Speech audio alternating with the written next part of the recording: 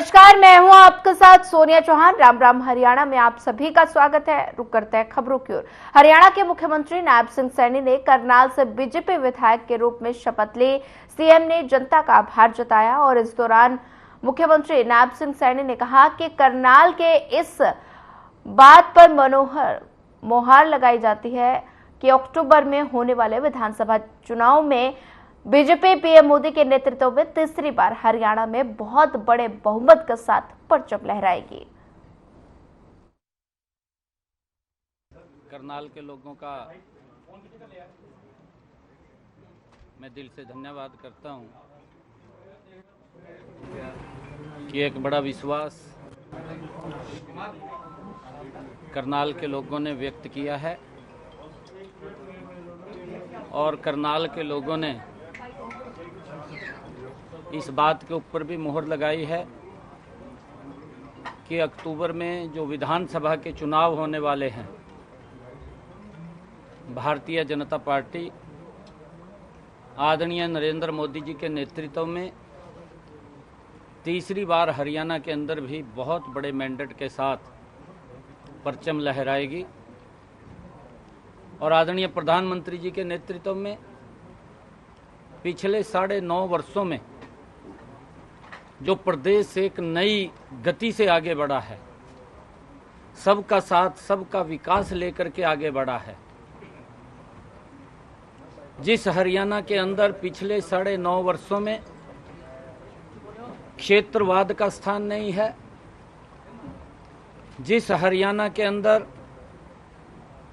पिछले 9.5 वर्षों में जो नौकरियों के अंदर भ्रष्टाचार होता था उसका स्थान दिखाई नहीं दिया है, पिछले 9.5 वर्षों में गरीब व्यक्ति तक योजनाबद्ध तरीके से मोदी जी के नेतृत्व में उस तक लाभ पहुंचाने का काम किया है, उसी गति से आगे भी आदरणीय नरेंद्र मोदी जी के नेतृत्व में हरियाणा को आगे ले जाने का काम किया जाएगा।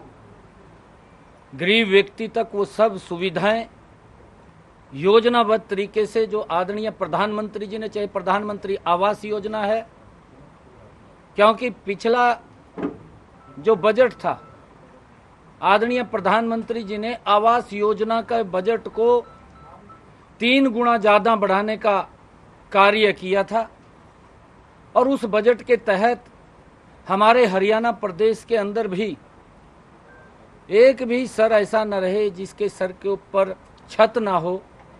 ये जिम्मेवारी हमारी डबल इंजन सरकार की है।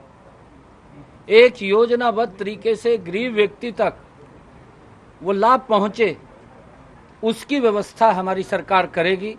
मैंने ये बात कही है कि कांग्रेस ने कहीं पर एक झूठ नहीं बोला, कांग्रेस ने एक झूठ नहीं बोला, झूठ के ऊपर झूठ बोला है। कांग्रेस ने यह भी झूठ बोला है कि संविधान को खत्म कर देंगे, कांग्रेस ने यह भी झूठ बोला है एक झटके में गरीबी को समाप्त कर देंगे, प्रलोभन भी दिए हैं आरक्षण को खत्म कर देंगे। ये इस प्रकार की भाषा कांग्रेस ने झूठ बोली है, परंतु 60 वर्षों के कार्यकाल में मैं ये बात बड़े फख्र के साथ कह रहा हूं, मैं 10 वर्षों के मोदी जी के कार्यकाल के जो गरीबों के हित में मजबूत कदम उठाए गए हैं, मैं किसी भी मंच के ऊपर आकर के मजबूती से मैं बता सकता हूं कि हमने ये काम गरीबों के हित में किए हैं। कांग्रेस ने 60 वर्षों में गरीबों के हित में, उनकी मजबूती में, उनकी गरीबी को कम करने में क्या कदम उठाए हैं, कांग्रेस भी बताए। मोदी जी ने 10 वर्षों में गरीबों के प्रति मजबूत कदम उठाए, उसका परिणाम ये निकला कि देश से 25 करोड़ गरीबों को गरीबी रेखा से बाहर किया गया।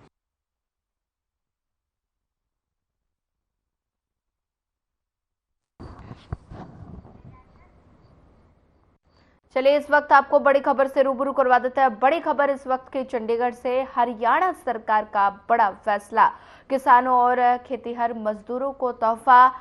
जीवन सुरक्षा योजना के खत्म होगी सीमा आयु।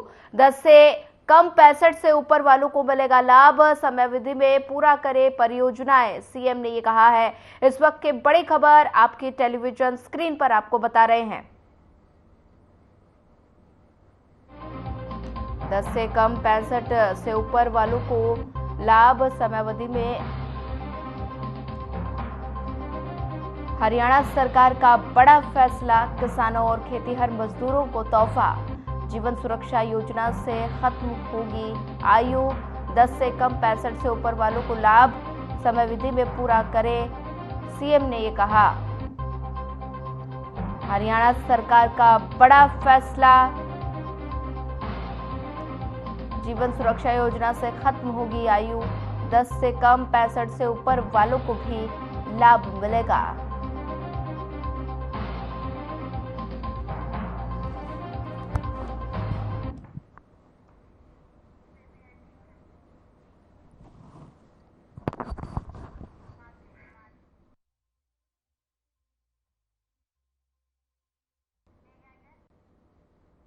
भिवानी महेंद्रगढ़ लोकसभा क्षेत्र से तीसरी बार सांसद चुने जाने के बाद धर्मवीर सिंह ने अपने निवास स्थान तोशाम पर पहुंचे और जहां पर बीजेपी कार्यकर्ताओं ने उनका जमकर स्वागत किया और इस अवसर पर उन्हें फूल मालाएं और पगड़ी पहनाकर उनका अभिनंदन किया गया।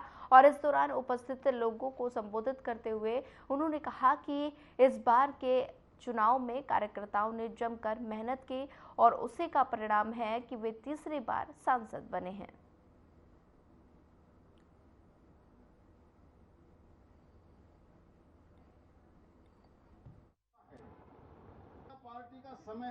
ये उनकी आत्मा की आवाज का जो भी फैसला होता है वो हमने मानना पड़ेगा और मानना चाहिए। ये प्रजातंत्र है, ये कारण नहीं ढूंढने चाहिए, हमने आगे बढ़ना है। अगर कहीं कमियां हैं तो हमने उसको दूर करनी चाहिए, चाहे प्रदेश स्तर पर हो या केंद्र स्तर पर। जल्दी विधानसभा के चुनाव भी होने वाले हैं, क्या लोकसभा के परिणामों का कुछ असर पड़ेगा विधानसभा चुनाव पर? देखिए, ये हरियाणा है, हरियाणा के अंदर हम दिल्ली का असर सबसे ज्यादा, यहाँ बहुत बड़ी लाखों की आबादी दिल्ली अप डाउन दिल्ली से है। केंद्र में जब भी किसी पार्टी की सरकार होती है, मैंने आमतौर पर देखा है विद इन 6 मंथ जब भी चुनाव आए हैं वही पार्टी प्रदेश में सरकार बनाती है। बार बार हुड्डा जी घोषणा कर रहे हैं कि हम पूरे बहुमत से सरकार बनाएंगे, बदलाव का दौर आ गया, इसके बारे में आपका क्या कहना है?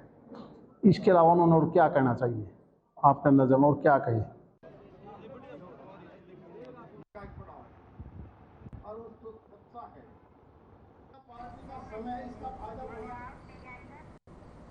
दिल्ली में जीते हुए सांसदों के साथ कांग्रेस ने प्रेस कॉन्फ्रेंस की, जिसमें दीपेंद्र सिंह हुड्डा ने कहा कि कांग्रेस ने एकजुटता के साथ चुनाव लड़ा और साथ ही प्रदेश में कांग्रेस ने बेहतर प्रदर्शन भी किया। और इसी के साथ उन्होंने कहा कि प्रदेश में बीजेपी और कांग्रेस का मुकाबला था। बीजेपी का 12% वोट गिरा और कांग्रेस का 18% वोट बढ़ा। और साथ ही उन्होंने कहा कि हम सारे विधानसभा जाएंगे और विधानसभा चुनाव भारी बहुमत से जीतेंगे। वहीं दीपेंद्र सिंह हुड्डा ने रोहतक की जनता का भी आभार व्यक्त किया। बहुत अच्छे मार्जिन से जीते हैं और बहुत अच्छा हरियाणा के लोगों ने चुनाव लड़ा।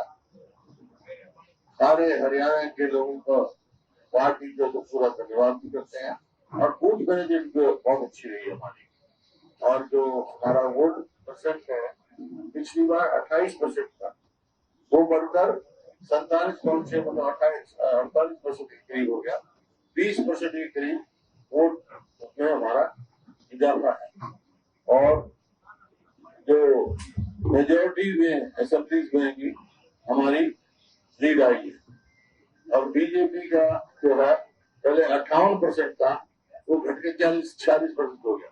12% के करीब उनका मुँह है। और हमारी पिछली बार एक भी सीट नहीं थी लोकसभा में, 0 थे। हम 0 से 5 पहुंचे, 10 के 10 से 10 से 5 आ गई। जिस प्रकार से भारत जोड़ो यात्रा में उनको निशाने पे भी लिया गया पूरे सत्ता दल और मीडिया के बड़े सेक्शंस द्वारा, लेकिन फिर भी वो अपनी विचारधारा के प्रति जिस प्रकार से उन्होंने संघर्ष किया, तो देश में इंडिया गठबंधन को उसका लाभ हुआ है। और देशवासियों ने निश्चित तौर से देश के संविधान को बचाने के लिए, देश के प्रजातंत्र को बचाने के लिए, मजबूत करने के लिए और देश के प्रजातंत्र में संतुलन लाने का काम किया है। तो देशवासी बधाई के पात्र है। प्रजातंत्र, देश का प्रजातंत्र, मैं ये कहना चाहूंगा कि प्रजातंत्र की जय हो। ये नतीजा प्रजातंत्र को मजबूत करने वाला नतीजा ये साबित हुआ है। और ये जो सारे गलत फैसले, जिसमें अग्निवीर भी, इन फैसलों पे हम लोग, हमारा ये प्रयास रहेगा ये फैसले वापस करने के लिए आप जो अपनी भूमिका निभा सकेंगे वो निभाएंगे। और ये चुनाव सीधा ही भारतीय जनता पार्टी 79 विधानसभा में किया था। कांग्रेस पार्टी सिर्फ 10 विधानसभा में थी और 1 विधानसभा में जेजेपी थी। जाकर 46 विधानसभाओं में हमने लीड किया है, जीत के आए। तो इसलिए आने वाले चुनाव में कांग्रेस पार्टी, मैं समझता हूँ कि कम से कम 70+ सीटें हम आगे अर्जित करेंगे। उसका मंथन करके सीधा सा टारगेट है कि अब असेंबली का चुनाव है, असेंबली में बहादुरगढ़ नगर परिषद के पूर्व प्रधान और बीजेपी नेता अशोक गुप्ता को जान से मारने की धमकी मिलने का मामला सामने आया। बताया जा रहा है कि अशोक गुप्ता को व्हाट्सएप कॉल के जरिए ये धमकी मिली है और गैंगस्टर कपिल सांगवान उर्फ नंदू का नाम को लेकर 2 करोड़ रुपए के प्रोटेक्शन मनी की डिमांड की गई। और साथ ही आपको बता दें कि पैसे नहीं मिलने पर उन्हें इनेलो प्रदेश अध्यक्ष नफे सिंह राठी की तरह जान से मारने की धमकी दी गई। बता दें कि अशोक गुप्ता बहादुरगढ़ के गणपति धाम औद्योगिक एरिया में प्रॉपर्टी डीलिंग का काम करते हैं। साथ ही उन्होंने दिल्ली के पश्चिम विहार थाने में इस धमकी भरे फोन कॉल की शिकायत दर्ज की है।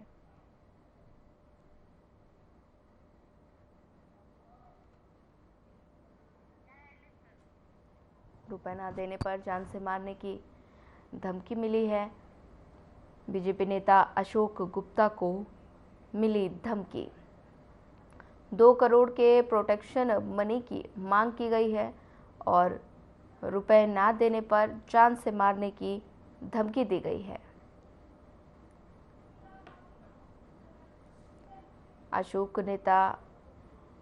बीजेपी नेता अशोक गुप्ता को जान से मारने की धमकी, रुपए ना देने पर जान से मारने की धमकी उन्हें मिली है और साथ ही बता दें कि 2 करोड़ प्रोटेक्शन मनी की मांग की गई है। बीजेपी नेता को जान से मारने की धमकी। चलिए फिलहाल वक्त तो चला एक छोटे से ब्रेक का। ब्रेक के बाद जल्द हाजिर होंगे।